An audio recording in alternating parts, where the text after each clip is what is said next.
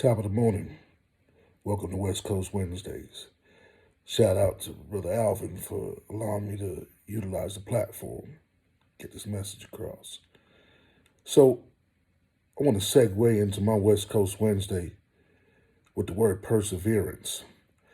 Persistence in doing something despite difficulty or delay in achieving success. Perseverance. My West Coast Wednesday is it's a big deal for me. Something that's near and dear to my heart for the better part of 2 years now.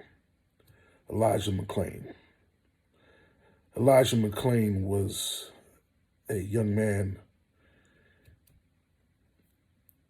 out of Aurora, Colorado. He was stopped by police, harassed. They called medical to come and assist. And the paramedics that they called ended up giving him an insane amount of ketamine. For a young man, his body weight, his size, 1/10 of what they gave him was enough to do him harm and damage. And they gave it to him, and he passed away. And as a young man of color, a lot of times these incidents get swept under the rug. They go unaddressed. Or if they do get addressed, nothing becomes of it. At the time when this happened, myself and Alvin had a podcast going, Straight Talk.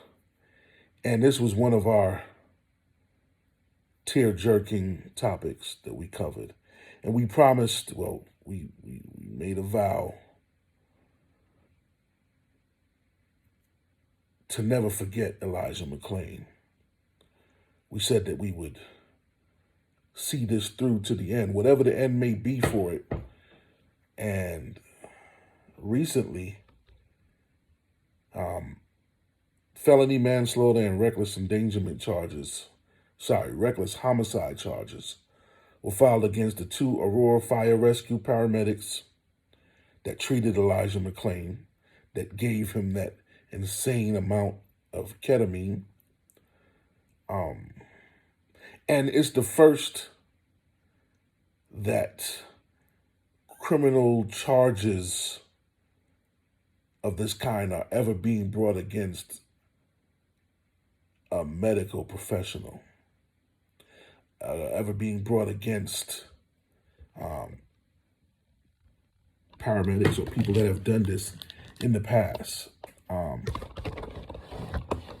don't want to assume and guess and jump to conclusion, but I'm curious as to how many other young minorities succumb to this vile administration of ketamine in that Aurora area and other places across the United States.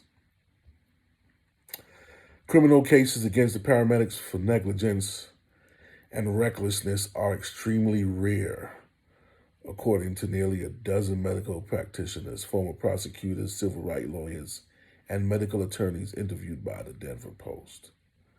None of those interviewed could think of a single criminal case to the grand jury indictment announced this past Wednesday by the Colorado Attorney General against fire rescue paramedics Jeremy Cooper and Peter Sekuchinek.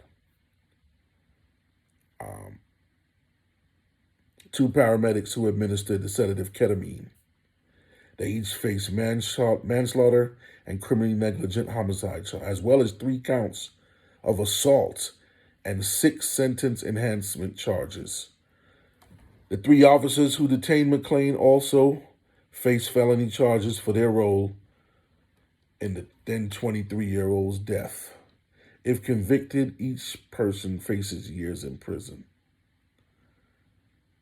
Some attorneys said the indictment was troubling because the charges against the paramedics seemingly criminalized deviations from emergency medical protocol, which are not usually standards for criminal cases.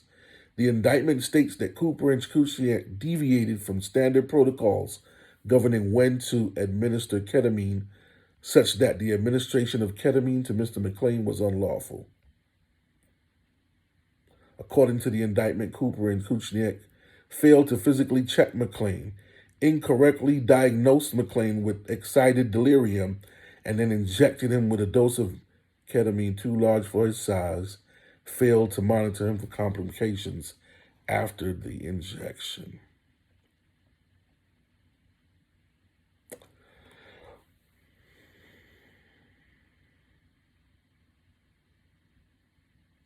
So perseverance. Perseverance comes in with this because there was a lot of concern. There's a lot of emotion, a lot of feelings, a lot of strong viewpoints voiced continuously on this topic.